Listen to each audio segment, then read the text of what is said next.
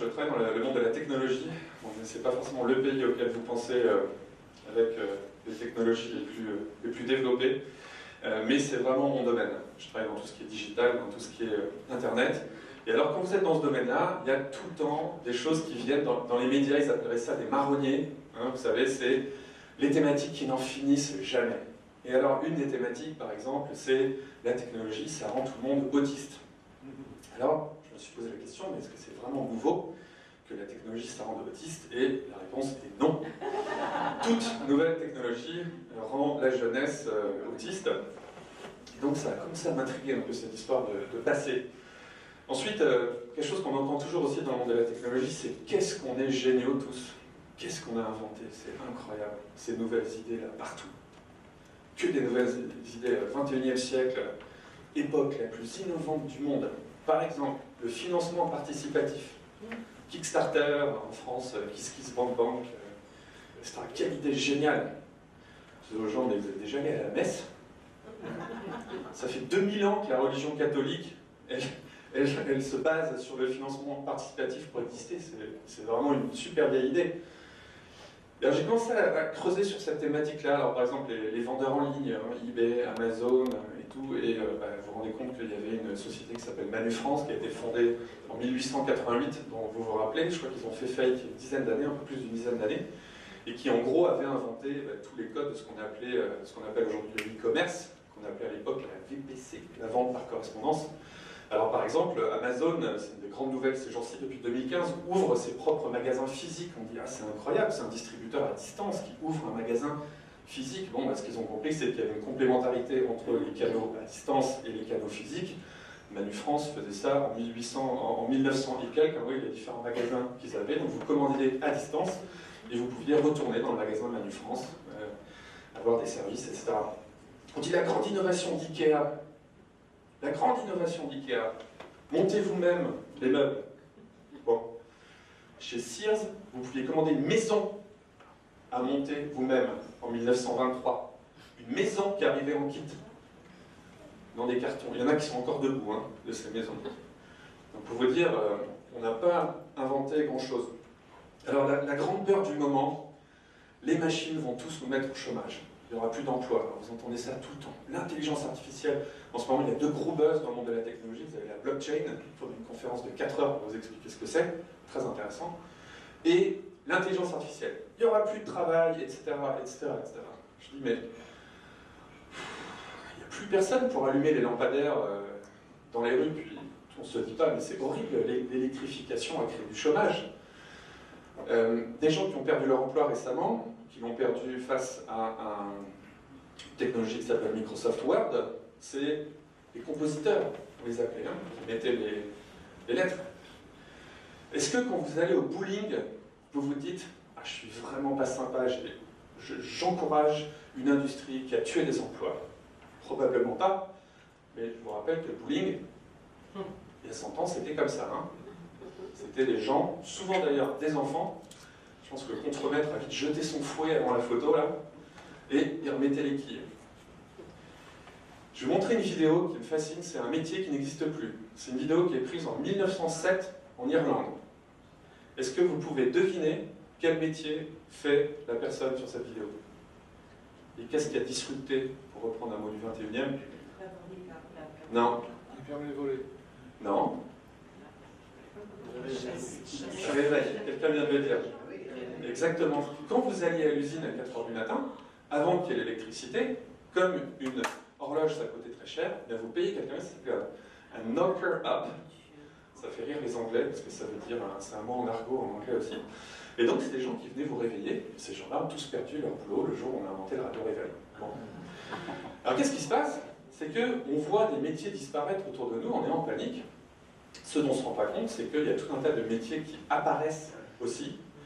C'est des métiers qui sont apparus depuis une dizaine d'années autour des moteurs de recherche, des réseaux sociaux, des drones, du e-sport. C'est fascinant le e-sport, les jeunes vont voir en masse des compétitions de jeux vidéo. Voilà. Est-ce que c'est beaucoup plus stupide que d'aller voir des gens taper dans un ballon? Je ne pense pas, mais ça semble nouveau. Chose est-il qu'on voit ces métiers disparaître, alors on stresse, alors que quand on regarde l'histoire, on voit qu'il y a constamment des métiers qui disparaissent.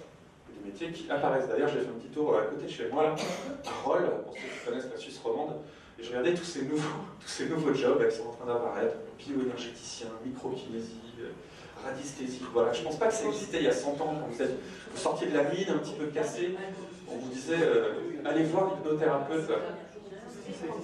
Ça existait, mais ça ne devait pas marcher. Vous savez que les coiffeurs, ça n'existait pas il y a 100 ans, ça serait venu à personne à l'idée d'aller chez un coiffeur, à part bien sûr chez les rois.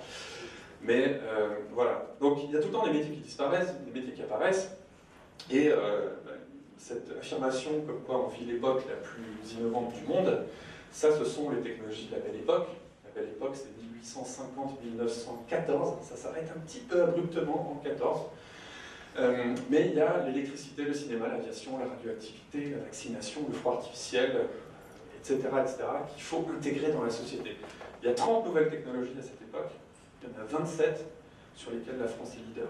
Donc la Silicon Valley, elle est en Europe. Les deux plus grandes puissances, c'est la France et l'Allemagne, qui vont se taper dessus, personne ne sait trop pourquoi quelques années après. Mais ça, c'est ce que nous apprend le passé. Puis alors, il y a cette phrase de Churchill, vous savez qu'il faut toujours mettre une phrase de Churchill dans chaque présentation, qui dit « Plus vous saurez regarder loin dans le passé, plus vous verrez loin dans le futur ». Et comme moi, mon vrai métier d'être investisseur, d'être entrepreneur, c'est justement d'anticiper un peu ce qui va se passer, c'est un outil qui est très intéressant. Alors, je suis allé voir mes amis de la radio-télévision suisse, RTS, et je leur ai proposé qu'on fasse une émission de radio qui s'appelle Paléo Futur, et donc qui en est maintenant à sa 3e saison, et qui va devenir, à partir du mois d'octobre, aussi une émission de télé sur Arte, TV5 et la RTS. Alors, plutôt que de vous expliquer un petit peu le concept de Paléo Futur, je vais faire quelque chose. Je vais vous montrer le pilote, c'est-à-dire quelque chose que personne n'a jamais vu. C'est le pilote sur lequel on est en train de travailler, qui va passer à l'antenne au mois d'octobre. Ça, c'est celui qui nous permet de calmer le format. C'est pas définitif, mais c'est l'épisode où on explique pourquoi et comment Paris était la Silicon Valley. Ça dure 3 minutes 30, et je vous laisse regarder. Quand Paris était la Silicon Valley. La Silicon Valley, elle n'a pas toujours été le centre de l'innovation mondiale. Il n'y a pas si longtemps, c'était le maire de San Francisco qui traversait l'Atlantique pour venir voir ce qui se tramait en Europe. C'était la Belle Époque. Paris, au début du XXe siècle, était bien plus fou que Palo Alto et ses technologies digitales. En ce temps-là, on n'avait pas encore ni smartphone, ni réseaux sociaux, mais on découvrait la fée électricité, la vaccination, la parfumerie, l'aspirine, le télégraphe automobile, le phonographe, le téléphone, l'aviation, le tramway, et bien d'autres inventions. On appelle Paris la ville lumière, pas uniquement à cause de son rayonnement culturel, mais parce qu'on y installe le gaz et l'électricité à tous les étages, ce qui change radicalement l'hygiène de Parisiens. Enfin presque. L'avenue de l'Opéra, bien qu'encombrée de trafic automobile, a été élargie afin que les avions puissent s'y poser. Paris est alors un centre mondial de télégraphie, l'Internet du moment qui permet de communiquer de façon instantanée. On y invente la carte postale, sorte de texto du moment. On y trouve quantité de journaux, et si les geeks de la Belle Époque ne lisent pas encore Wired, ils dévorent la vie électrique. On ne traîne pas dans les cybercafés, mais dans les téléphones-cafés, à partir desquels on peut appeler le monde entier. Et en 1911, vous pouviez déjà tomber sur cette publicité qui disait « Autrefois, j'achetais des films, maintenant je ne les programme pas des frères. » 100 ans avant Netflix. Et puis il y a le cadrephone, un système qui consiste à mettre un couvre-oreille, parce que l'on parle de couvre-oreille à l'époque, pas de casque, pour se brancher en direct à une pièce de théâtre ou un opéra comique, retransmis dans le monde entier via le réseau téléphonique, une sorte de streaming avant l'heure. À la belle époque, on ne parle pas d'innovation, mais de progrès. On ne pense pas à la globalisation, on vise l'universalisme. Les frontières ne sont pas encore fermées, le passeport n'existe pas encore, on peut monter dans un train à Vienne et en sortir à Istanbul sans jamais se faire contrôler par un douanier. Ouf! Si vous prenez l'entreprise européenne, qui est numéro 1 mondial de son secteur aujourd'hui, regardez son année de fondation. Il y a de fortes chances que ce soit entre 1860 et 1914. Mais toute cette euphorie s'arrête net quand les deux plus grandes puissances du moment, la France et l'Allemagne, entrent en conflit. La Première Guerre mondiale jette les jeunesses d'Europe dans les tranchées, et l'optimisme quitte le continent pour un siècle, laissant le champ libre à l'émergence d'un nouvel ordre mondial, organisé autour d'une jeune nation ambitieuse et bientôt dominatrice sans partage, les États-Unis d'Amérique.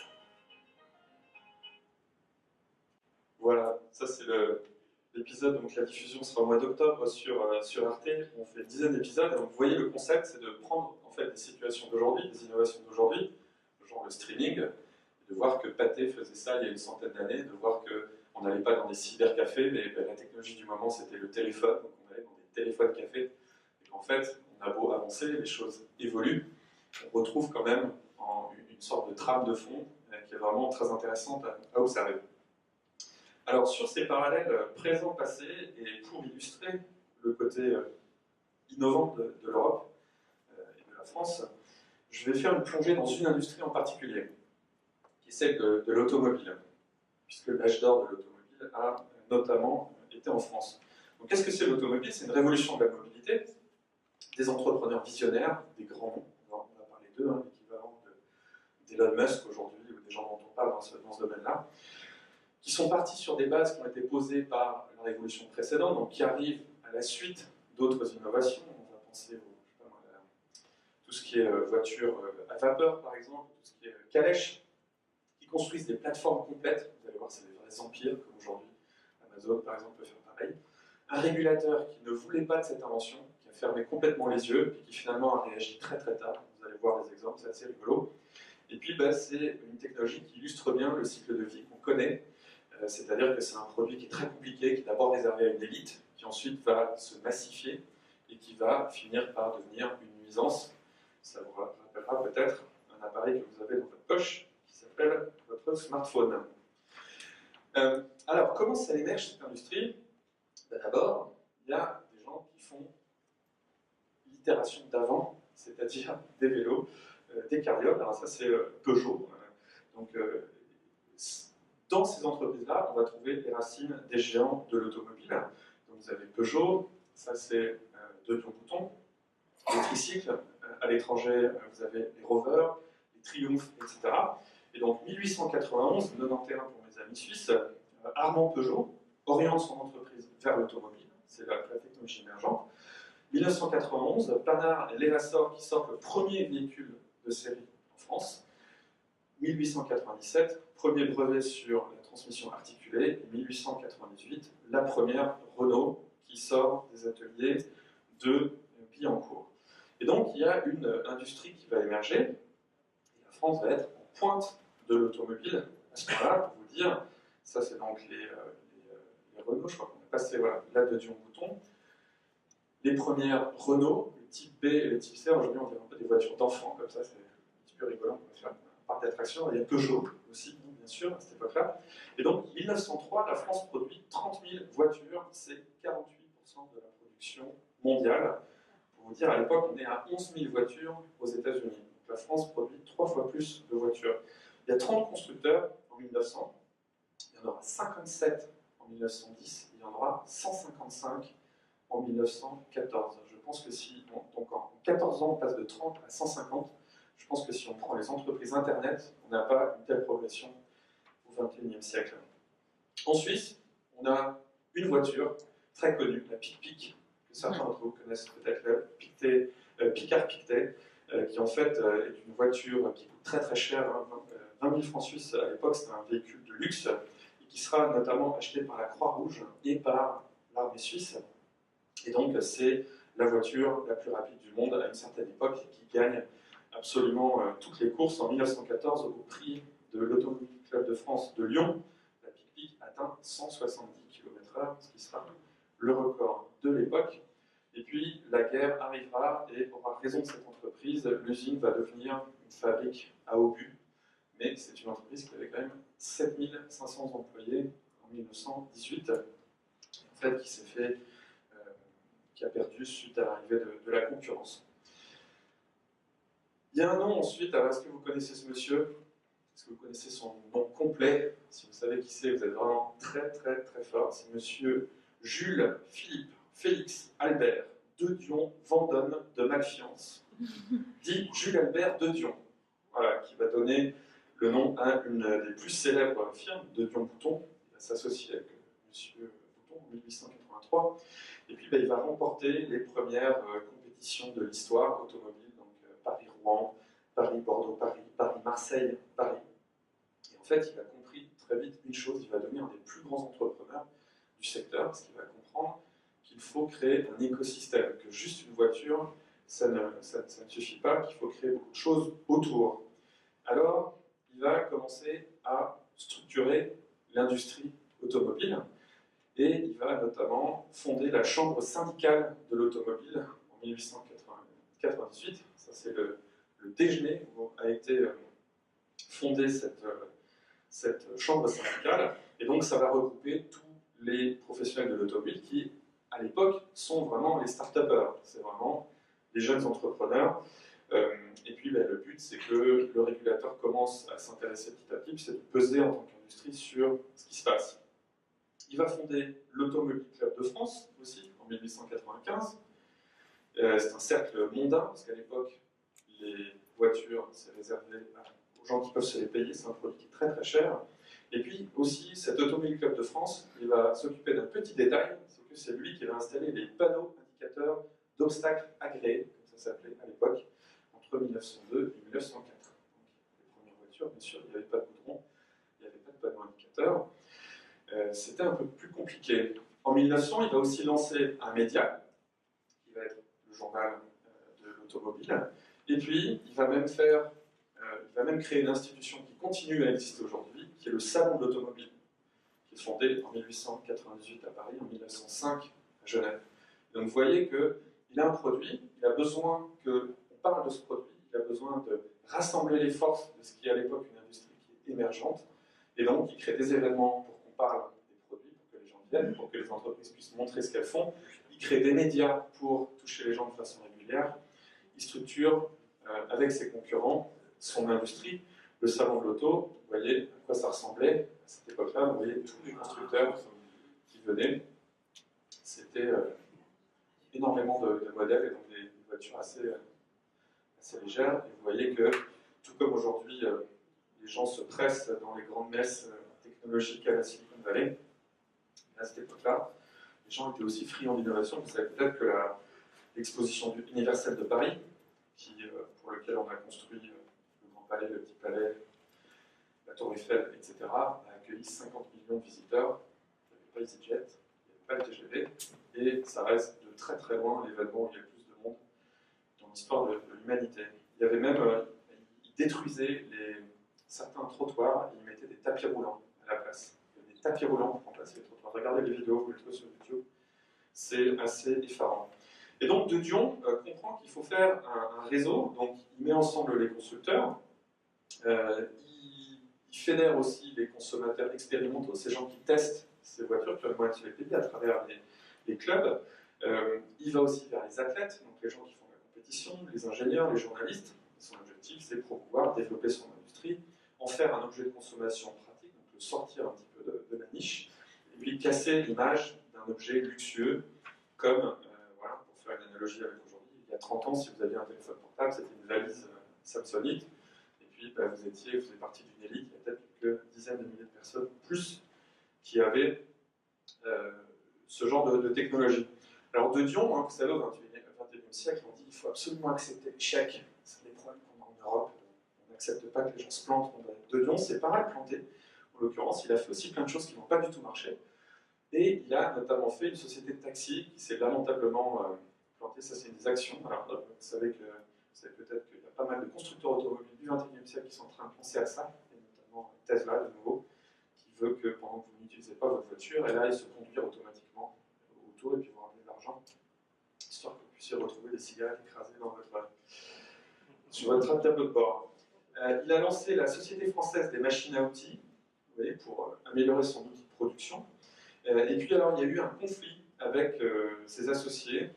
Monsieur De Dion croyait dans la nouvelle technologie du moment, qui selon lui allait s'imposer, c'était le moteur à pétrole, mais il était associé avec un certain Charles Trépardou, qui lui était un vaporiste. Un vaporiste, c'est quelqu'un qui pensait que la technologie d'avenir, c'était le moteur à vapeur, et donc ils se sont séparés. C'est ainsi que la société qui était De Dion Bouton Trépardou est devenue De Dion Bouton. Vous voyez comme quoi les conflits entre associés, ça n'est pas nouveau. Arrive un personnage central que vous allez peut-être reconnaître, et qui arrivait à faire écrire son nom sur la Tour Eiffel, qui est un certain André Citroën. Alors André Citroën, très intéressant, il est fils de bijoutier. Donc il a un certain sens esthétique en lui. Et en même temps, il est polytechnicien. Parce que ça vous rappelle une grande légende du business du XXIe siècle qui est disparue en 2011 et qui fabriquait ce genre d'appareil.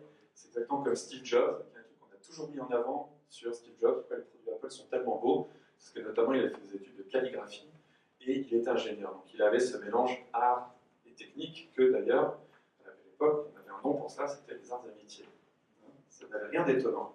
Ça nous a réétonné, alors qu'il y a quelques années, c'était tout à fait normal. Et alors lui, ce que André Citroën va faire, lui, c'est la deuxième vague d'entrepreneurs. Donc il y a eu les pionniers. Les pionniers, leur but, c'était un petit peu d'aller débugger la technologie, de voir ce qu'on pouvait faire, de faire avancer les choses. André Citroën, quelques années après un certain Henry Ford aux États-Unis, qui lui commence en 1909 avec sa Model T, lui, ce qu'il veut, c'est vulgariser. Il veut populariser le produit automobile. Et donc, il prend cette approche de dire je fais un produit qui n'est pas cher, mais il va créer, comme Steve Jobs, toute une légende autour de sa marque, tout un narratif.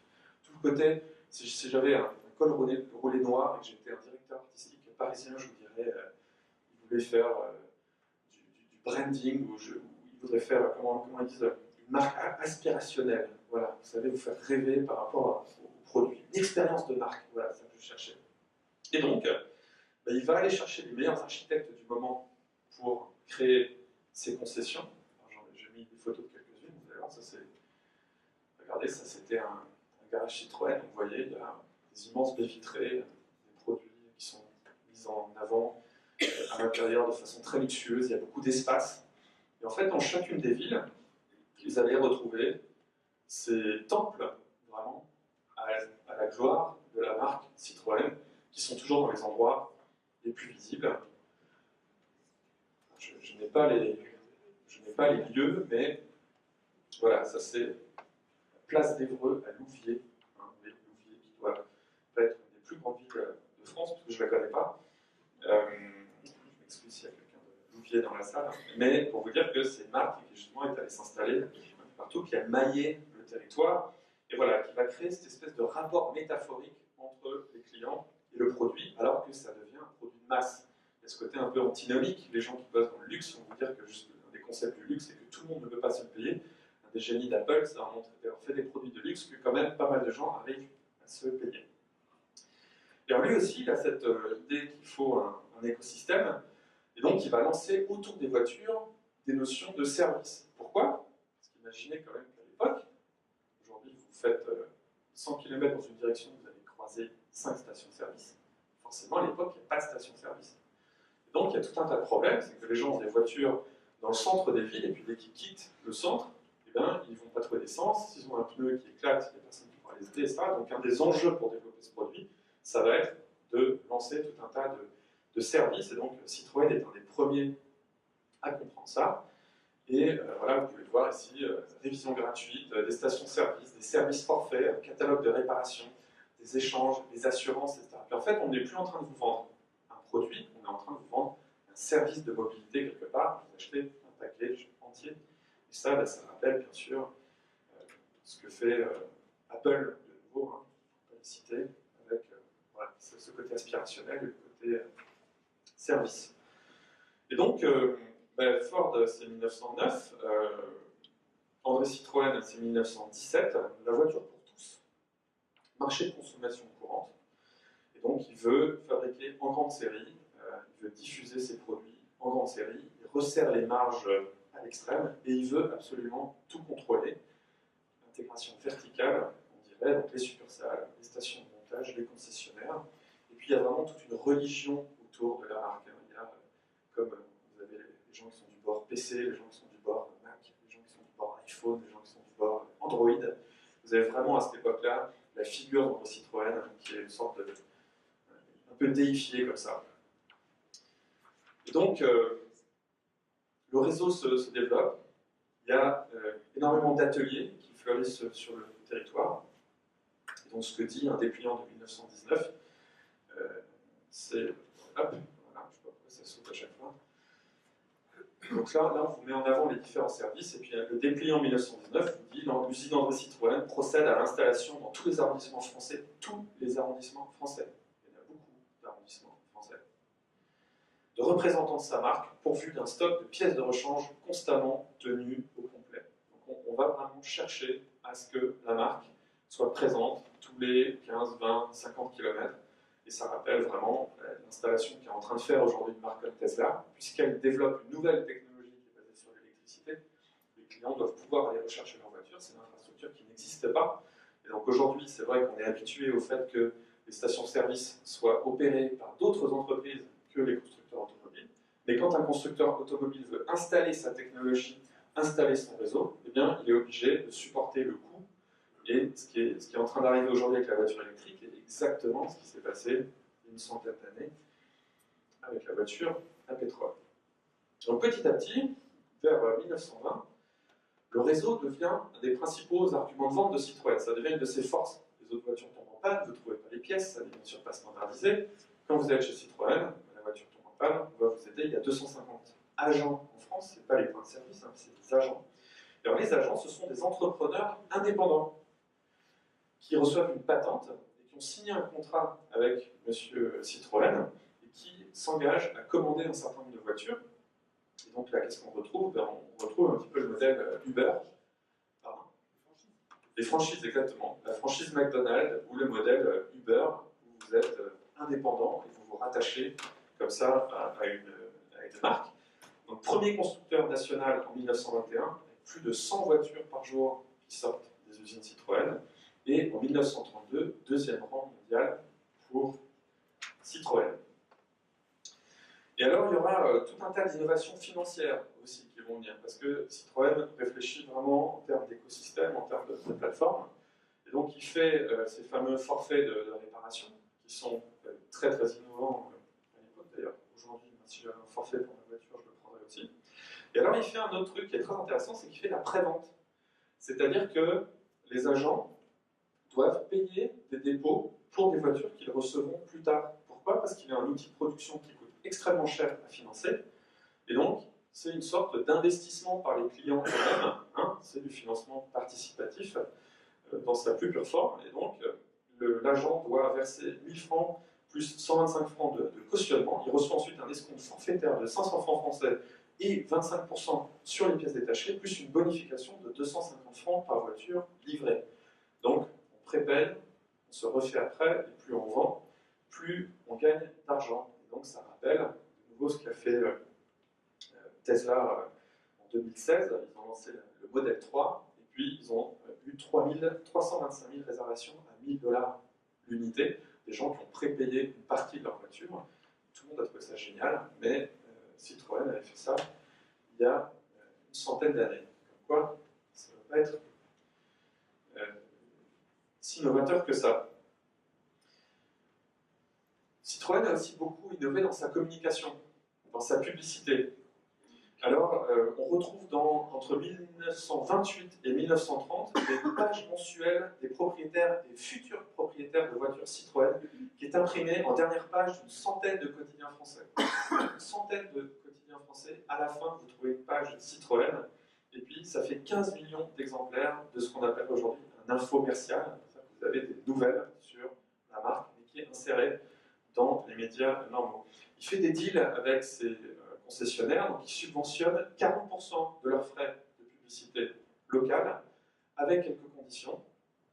Que la publicité se limite bien sûr à des objets, à des produits qui sont vendus par Citroën, et que le nom d'André Citroën figure en caractère au moins 2 fois plus grand que le nom de l'agent annonceur. Voilà, ça rappelle quelques stratégies publicitaires qui passent comme ça par des personnages emblématiques, comme aujourd'hui, on pourrait penser à Alain Afflelou, par exemple, qui, voilà, une des raisons qu'on a d'acheter, c'est qu'il y a ce personnage qui nous y pousse. Autre innovation publicitaire, l'utilisation d'exploits et d'événements.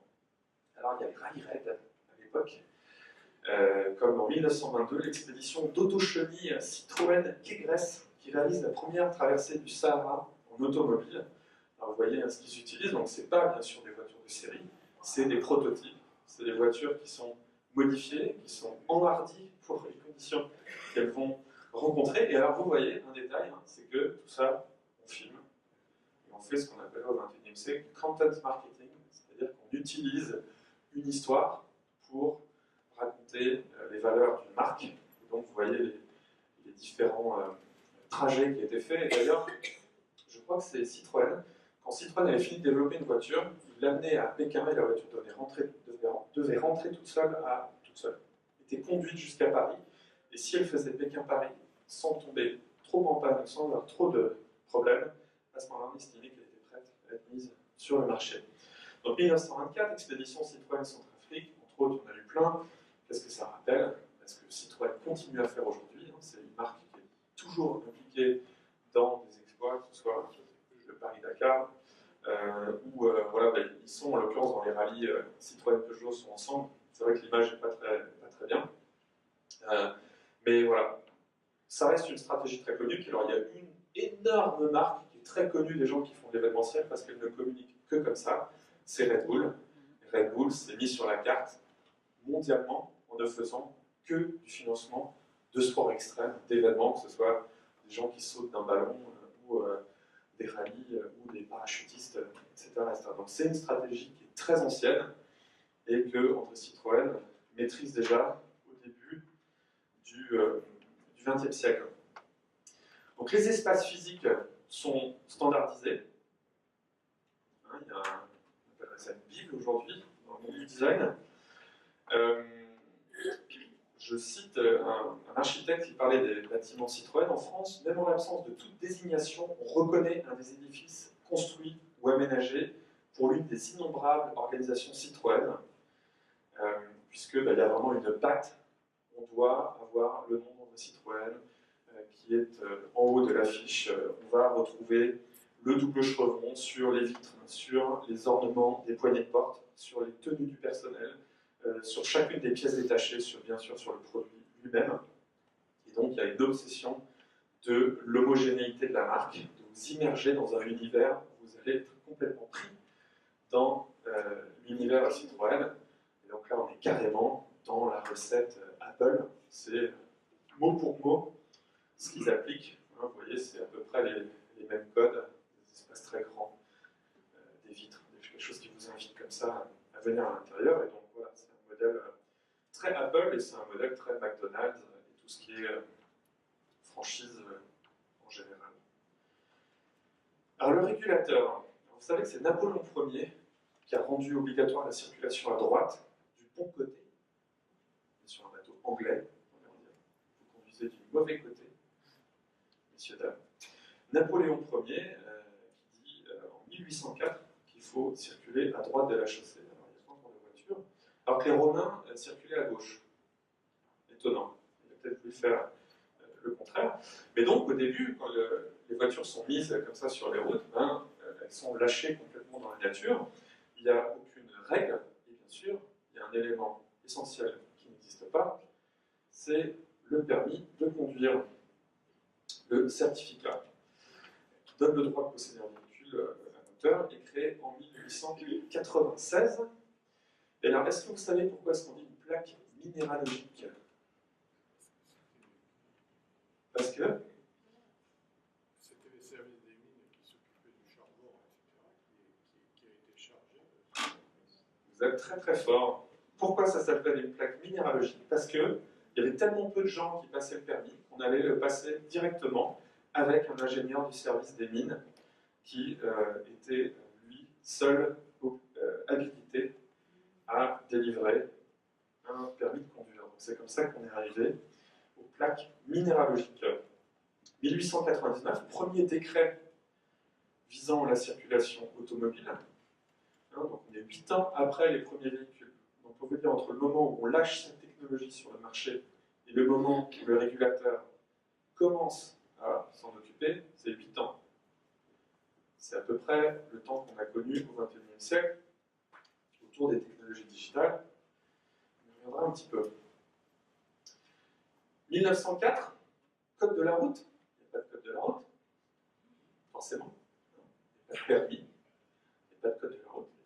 Alors le premier code de la route, il est rédigé par un privé, un certain Jules Périgot, qui est président de l'Automobile Club vosgien, Et donc, ça va être c'est un privé comme ça, un automobile club qui décide de faire son code de la route, et puis, faute de mieux, on va s'inspirer de ce document pour faire le code de la route qui deviendra ensuite officiel en 1921, qui sera promulgué le 27 mai 1921, et donc ça c'est très intéressant, c'est une vraie leçon pour les gens qui innovent, pour les entrepreneurs, c'est que cette espèce de vide que va laisser le régulatoire vous donne la possibilité de définir un peu les règles du jeu de votre propre industrie. Et on voit que c'est exactement ce qui s'est passé avec des Google, des Facebook. Le jour où le régulateur se réveille, c'est les entreprises qui ont déjà tellement avancé, qui ont tellement déjà inscrit leurs propres règles qu'on ne peut plus trop les combattre ou les diriger vers un autre, vers nos valeurs à nous, par exemple. Donc jusqu'en 1924, alors ça, vous voyez, ça c'est les vitesses maximales. Vous voyez le poids des véhicules. Plus un véhicule est gros, moins il doit aller vite. 20 km/h quand vous faites 8 tonnes et 35 km/h de vitesse maximale quand vous faites entre 3 et 4 000 kg. Il y a même eu une régulation, c'était à New York, à un moment, c'est que c'était vraiment pour empêcher cette nouvelle technologie d'émerger. Pendant quelques mois, les gens qui avaient des voitures devaient être précédés d'un piéton qui portait un petit drapeau, et derrière, il y avait un autre piéton qui portait un petit drapeau. Et du coup, c'était impossible d'avoir une voiture. Et du coup, les cochers ont été sauvés comme ça leur emploi. Il y a tout un épisode de Palais au futur que vous pouvez retrouver sur un podcast où on raconte justement la guerre des taxis, puisque la voiture à essence, quand elle est arrivée, a mis au chômage toute une industrie qui était l'industrie des carrioles à cheval, qui elle-même avait mis au chômage dans certaines villes une autre industrie, notamment à Londres, qui est l'industrie des bateliers, puisque les bateliers, avant que pendant très longtemps, ils avaient le monopole du transport des personnes jusqu'à ce qu'on invente une technologie qui les a disruptés, qui s'appelle le pont. Donc, la loi se met en place, mais il y a quand même des petites bizarreries. Alors, jusqu'en 1924, l'article 1382 du Code civil imposait à un piéton qui s'était fait écraser ou percuter, ou à ses ayants droit, c'est quand on s'était fait écraser, de faire la preuve de la faute du chauffeur. C'était à vous de montrer que c'était le chauffeur qui avait ripé. Une première proposition de loi en 1906 instituant la responsabilité du propriétaire dans tous les cas, sauf faute lourde de la victime. Donc, responsabilité envers les dommages causés par son véhicule avait été rejetée à cause d'électeurs influents qui possédaient des automobiles. Vous voyez, c'était comme c'était la technologie qui était possédée par les nobles, ils ne voulaient pas trop qu'on la régule, et ce qu'on voit, c'est que aujourd'hui, comme hier, les lobbies ne sont pas très nouveaux. Alors, quel est l'impact économique de cette industrie? Alors, il y a tout un tas de nouveaux métiers qui apparaissent, forcément. Alors, vous voyez, là, il y a bien sûr tout ce qui est garagiste, pompiste, auto-école, agent de Carrefour, pas besoin avant, vendeur de voitures, designer d'automobiles. C'est tout un tas de nouveaux métiers qui émergent grâce à cette révolution. Il faut repenser les infrastructures, donc il faut créer des stations-service, des feux rouges, des panneaux indicateurs, ensuite viendront les autoroutes. On invente les pubs écrites, alors il faut réinventer la pub. Pourquoi? Parce qu'avant, les pubs, elles étaient faites pour des gens qui marchaient, et d'un seul coup, il faut faire des pubs qui attrapent l'attention de gens qui vont à 30, 40, 50 km/h, donc ils font faire des pubs plus grandes à des endroits différents. Donc il y a toute une nouvelle industrie qui se développe autour de ça. Là, vous voyez les gens qui posent les premières routes, par exemple. Et puis alors, naît tout un écosystème aussi autour de l'automobile, hein, c'est les nouveaux produits. Alors il y a l'huile pour moteur, bien sûr, le câblage, les essuie-glaces, les pots d'échappement, les amortisseurs, les pneus, les phares. Voilà, plein d'entreprises qui émergent dans un deuxième temps autour de cette industrie.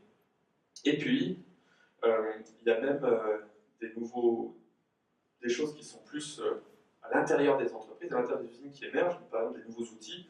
Il y a l'invention par Bézier chez Renault de la machine transfert, qui est une machine optique qui permet de réaliser des opérations répétitives sur une même pièce. Et donc c'est Bézier qui décrira les fameuses courbes de Bézier qui facilitent le travail des designers. Donc on invente des nouveaux outils de production. Il y a bien sûr un impact militaire. Alors, selon certains historiens, et là M. Bruno Lefebvre qui dit que la Grande Guerre, ça a été la victoire du routier français sur le cheminot allemand. L'Allemagne avait parié sur le chemin de fer, la France avait cette nouvelle technologie qui était la voiture. Il y a le fameux épisode qui suit Rémois, qui suit Champenois, les taxis de la Marne. Hein. J'aurais pu mettre des photos. Voilà, il y a tout un tas de... Il y a un vrai boom en fait de la voiture pendant la guerre. Et à la fin de la guerre, l'armée revend tous ses stocks de véhicules et d'un seul coup, on crée en fait une énorme industrie en France. Il y a des milliers d'hommes qui se lancent dans tout ce qui est commerce, agriculture transport, etc., etc. C'est à ce moment-là que naît la désignation suivante, artisan routier. C'est en 1918. La Deuxième Guerre, alors cette fois l'Allemagne a rattrapé son retard et l'arme qui fera la différence, en tout cas pour un moment, c'est l'autoroute. L'autoroute était très prisée des forces de l'Axe parce que ça permettait de transporter rapidement et massivement les troupes d'un endroit à un autre, ça permettait de manœuvrer sur les lignes intérieures et ça pouvait aussi servir, ce n'est pas désagréable dans leur logique, à l'atterrissage et au décollage des avions en cas de destruction des bases. Et donc, en 1933, à son arrivée au pouvoir, Hitler encourage la construction d'autoroutes. 1936, en Allemagne, il y a 130 000 ouvriers qui construisent des autoroutes, avec 270 000 sous-traitants. Donc, ça fait 400 000 personnes qui s'emploient à la construction des autoroutes. Le résultat, c'est quoi? C'est qu'en 1935, en Allemagne, vous avez 108 km d'autoroutes. En 1939, 4 ans plus tard, vous avez 3300 km d'autoroutes. Donc là, ce qu'on retrouve, c'est quoi? C'est une industrie qui va développer une nouvelle technologie, et puis au bout d'un moment, le gouvernement, les militaires qui s'y intéressent, et comme aujourd'hui, par exemple, une grande partie de la surveillance à laquelle on est tous soumis utilise les technologies développées par des boîtes privées, comme Google, Facebook, Amazon, etc. À un moment, l'armée vient et dit, tiens, ça nous intéresse ça. Qu'est-ce qu'on va pouvoir faire avec? Sachant que d'ailleurs, pas mal de ces technologies prennent aussi des fois racine dans l'armée. Le GPS est une invention de l'armée américaine, par exemple, vous le savez peut-être. Et donc après un moment, dans les années 40, on arrive sur les premiers signes de maturité. Alors au début, pratiquer l'automobilisme, c'était un divertissement luxueux. Vous alliez pavaner comme ça au bois de Boulogne dans votre convertible avec un petit casque en cuir. C'était au début même on risquait un peu sa vie, donc c'était des gens qui étaient aventureux comme ça. Des consommateurs innovateurs. Et puis pour vous donner un petit instantané des gens qui utilisaient les voitures. En 1912, les membres de l'Automobile Club armoricain, ils sont 155, de Quimper à Nantes. Alors 20% des propriétaires sont des nobles, 20% sont des médecins ou pharmaciens, 20% de gens, on n'a pas de données sur eux, 17% des négociants et des commerçants, 10% des industriels, 6% des juristes, 4 assureurs, 3 représentants de commerce et un boulanger. Et ce n'est pas forcément très divers, ce sont plutôt des professions de gens qui gagnent assez bien leur vie. Donc c'est exactement ce qui se passe avec l'aviation, par exemple, à ses débuts, qui est un loisir très très cher, qui va petit à petit, avec notamment les compagnies low cost, va devenir à la portée de tout un chacun, mais qui au début ne l'est pas. Aujourd'hui, il y a une industrie qui est dans ce stade, qui est l'industrie spatiale. Si vous voulez aller faire le tourisme de l'espace, ça va vous coûter 25 millions. Et puis dans quelques années, ça va baisser, tout le monde pourra y aller. Avec tous les problèmes que ça suppose. Bref, conversion des masses. Donc on a de plus en plus de gens qui arrivent sur les routes. Et là, il faut refaire les routes, il y a plus de voitures, il faut qu'on puisse se croiser, il faut refaire les courbes, faire les revêtements, changer la pente aussi des voies. Il faut consolider le code de la route, parce qu'il y a des codes, il y a les gens ont un peu fait ce qu'ils voulaient avec les panneaux. Et donc, il faut inventer comme ça différents panneaux, régler la question de la cohabitation avec les autres usagers de la route, qu'est-ce qui se passe avec les chevaux, avec les piétons, convaincre les propriétaires de chiens d'attacher leurs bêtes, c'est un vrai problème, les parents surveiller les enfants, et puis convaincre aussi les paysans d'enlever les troupeaux des routes. C'est un très grand problème avant l'invention du Bovistop, magnifique invention que vous connaissez si vous allez faire de la randonnée en Suisse. Mais voilà, ça c'était les premiers panneaux, et donc il a fallu bien sûr se mettre d'accord. Mais peut-être l'effort le plus important est au niveau de la communication, parce qu'il fallait changer l'image de la voiture. l'image de la voiture, c'était quelque chose d'élitiste. Et puis, d'ailleurs, il y avait un fidèle à Redon qui avait écrit à l'archevêque de Rennes en 1925 pour lui signaler qu'il y avait plusieurs ecclésiastiques qui possédaient des automobiles et que ça faisait une très mauvaise impression. On a l'impression que l'Église roulait sur l'or. Et donc, jusqu'en 1950, en gros, l'automobile, ça restait quand même un signe extérieur d'aisance. C'est un petit peu ironique, puisque aujourd'hui, les bobos ne veulent plus avoir de voiture. Le signe d'aisance, c'est de ne plus utiliser de voiture.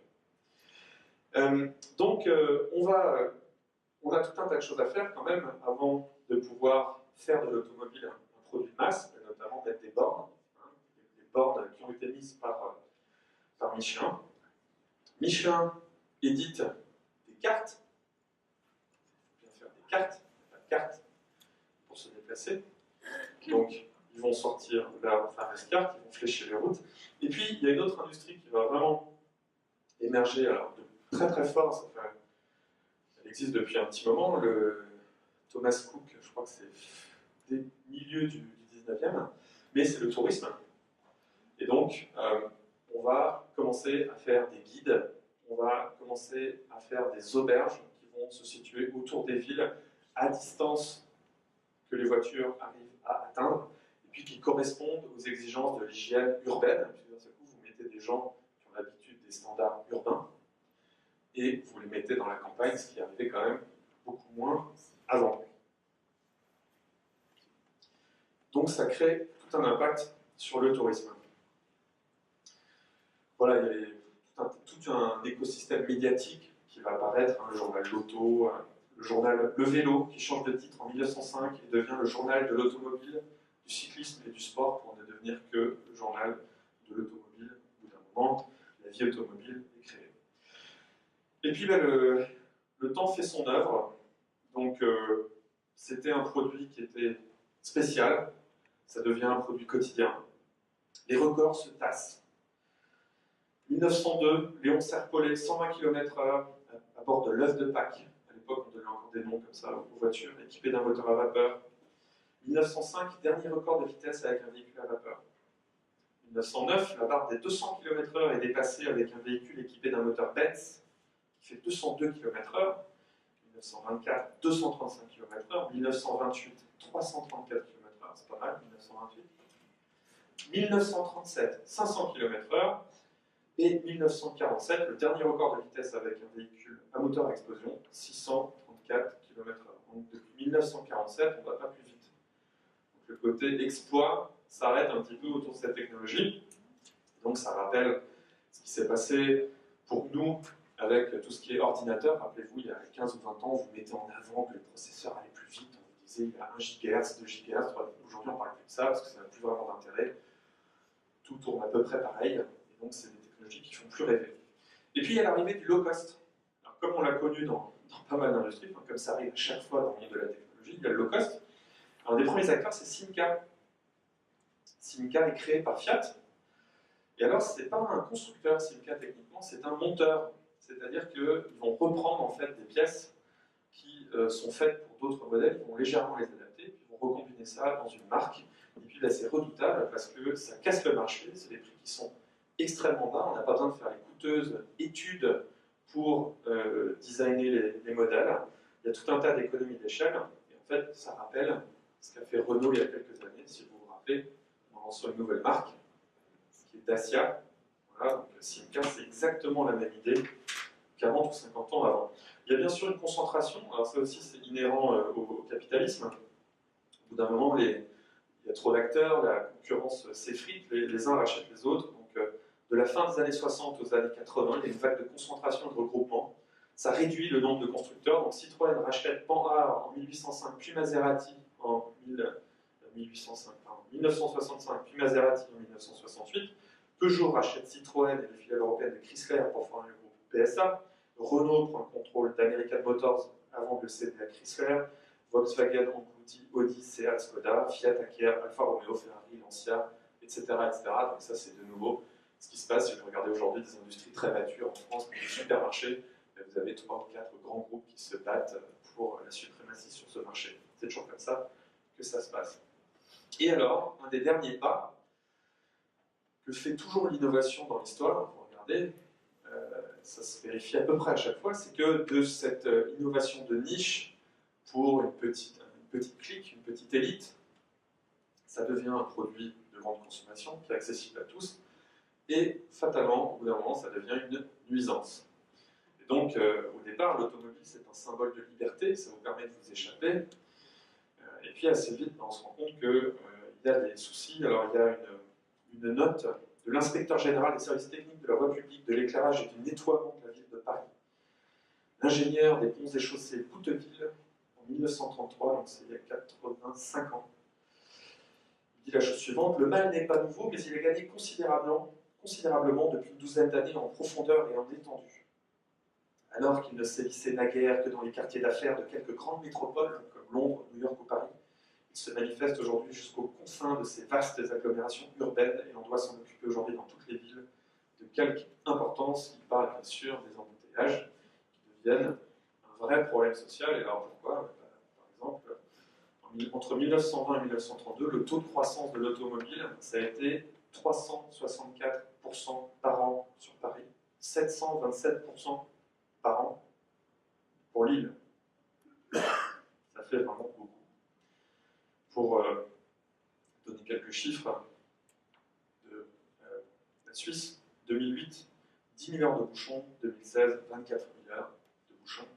Donc on a fait x 2,5 en 8 ans. Donc finalement, cette technologie, elle connaît exactement le même destin que les technologies digitales. Facebook, Google, toutes ces boîtes-là, ça a été des petites startups qui sont sorties de garage, qui ont été créées par des gens très charismatiques, qui ont envahi le marché, qui ont envahi comme ça nos quotidiens et nos vies. Et puis aujourd'hui, c'est devenu les ennemis de la démocratie, et vous n'arrêtez pas d'entendre parler de manipulation d'élections, de violation de la vie privée, etc. etc. C'est vraiment exactement ce chemin-là qu'a connu le monde de la voiture. Il y a la concentration des pouvoirs dans peu de mains, parce que ces entreprises rachètent. Et voilà, c'est comme ça que, à l'époque, l'industrie automobile, les gens sont devenus les grands méchants, comme les banquiers ont pu l'être après la crise de 2008, comme aujourd'hui. C'est les gens du digital qu'on accuse un petit peu de tous les maux.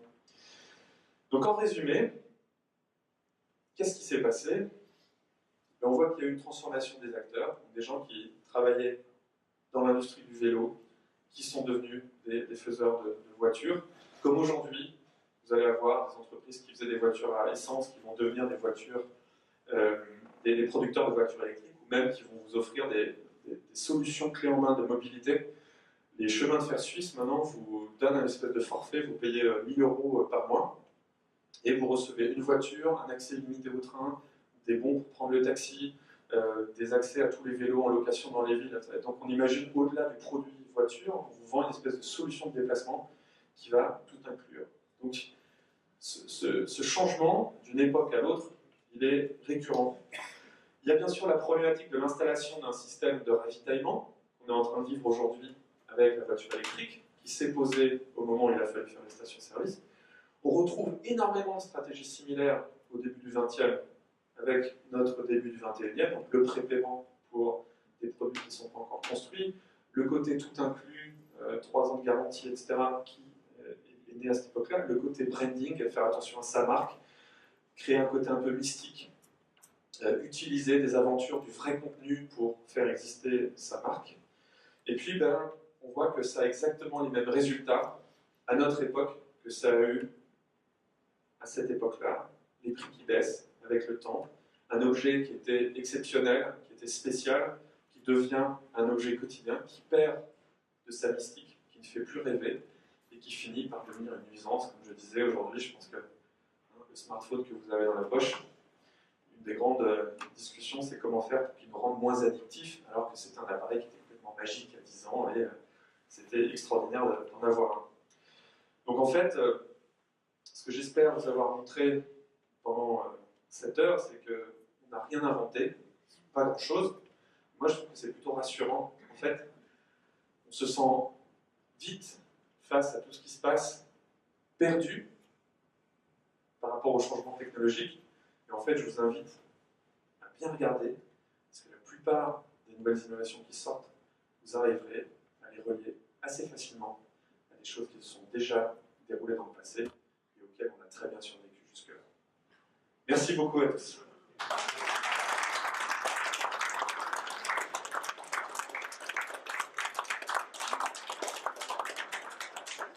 Et pour vous dire, donc, vous retrouverez sur TV5 Arte et le RTS 1 et 2 les capsules vidéo, donc qui feront 3 minutes 30, on a une dizaine d'épisodes. Et si la thématique vous intéresse, vous retrouverez en podcast sur le site de la RTS, donc ça c'est la version radio, qui c'est des épisodes de 30 minutes, où je suis avec un journaliste de la RTS. Et il y a 18 épisodes que vous pouvez télécharger sur tout un tas de thématiques. On a fait un truc sur les drogues qui sont pénalisées, puis dépénalisées, puis repénalisées. On a fait un truc justement sur la guerre des taxis contre les Uber. On a fait un truc sur le Bitcoin, justement, les disruptions de la monnaie, de montrer que c'est peu comme le monde, etc., etc. Donc, si ça vous intéresse, vous trouverez le podcast sur iTunes ou sur RTS, Radio Télévision Suisse.ch. Vous tapez pas le futur. Et vous pourrez m'entendre dans vos oreilles pendant 9 heures si vous téléchargez. Voilà. Merci beaucoup à tous. Merci.